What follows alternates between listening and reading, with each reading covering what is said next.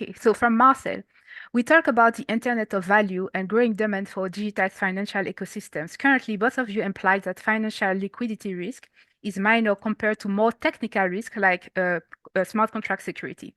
Optimally, will this change soon? Once we have institutionalization and standards, financial liquidity risk is what people will care about, right? Is that correct? Good.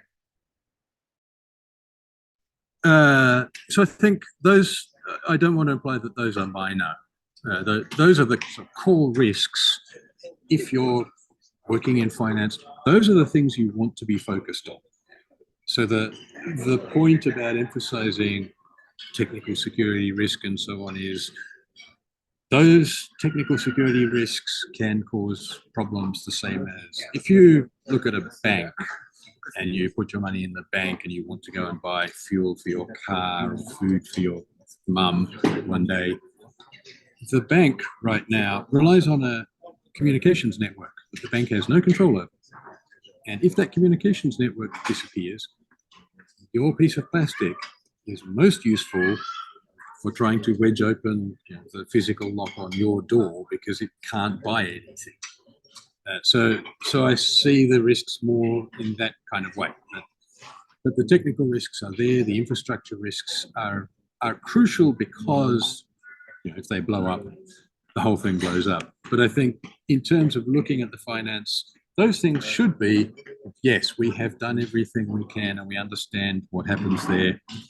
Let's look into the liquidity risk. So I agree that people will and already should care about those risks, the degen approach. I will invest because I like the name or the logo or because I got an invite to a party. This is not a very clever approach to understanding finance and liquidity. And people who do that sort of thing for a living understand these things. Like, yeah, no, I want to know where the money comes from. Yes, Jerome, do you want to add to? Yeah, so from our point of view, maybe this refers to the fact that in our risk framework, we provide a lesser weight to the liquidity financial risk pillar compared to some smart contract and decentralization risk.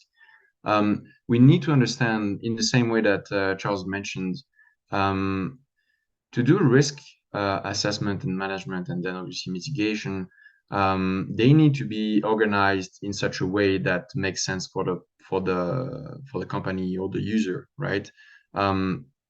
Empirically, if we look at where most of the funds are being stolen or lost, all of those come from either smart contract risk related hacks, right, and so on, or it's like Chaals mentioned, the controls of the smart contracts are not are either obfuscated or they're just one party that has all of the control. Just click on two buttons, change all the parameters of the smart contract, and then basically steal the funds of everyone that deposited into the protocol. So that's why we look at it in this way, right? We say that those two are the most important because empirically it's where most of the funds are being lost. Doesn't mean that liquidity risk and financial risk are not important. Again, if the infrastructure, like Chaals mentioned, if the infrastructure is not secured or you haven't taken the necessary mitigation processes and put them in place, then you can't go to the next one, right? You need to take care of the first one that are the most important ones and that carry the highest level of, likelihood of happening and then potential impact as well, right? And frankly, in financial and liquidity risk, most of them can be just, I would not say it's simple, right? But automation, threshold, and so on can be put in place. And that's why financial and liquidity risk, for the most part, is just a matter of having the right, let's say, threshold, algorithm, and automation that take care of safeguarding assets, right? And that's true for DeFi, and that would be true as well for TradFi. Yes, I think it does speak also of the maturity of the technology and the first protocols that started just a few years ago, which is why from a technical and technology point of view, a lot of technical readiness, technology readiness was not there at the time. But as we are seeing more maturity and more understanding of those security exploits, good design for bridges and all new technologies associated with blockchain, such as zero knowledge, we will see that as those risks, as Jerome and Chaals said, are taken care of, then we can move to the other type of other types of risk.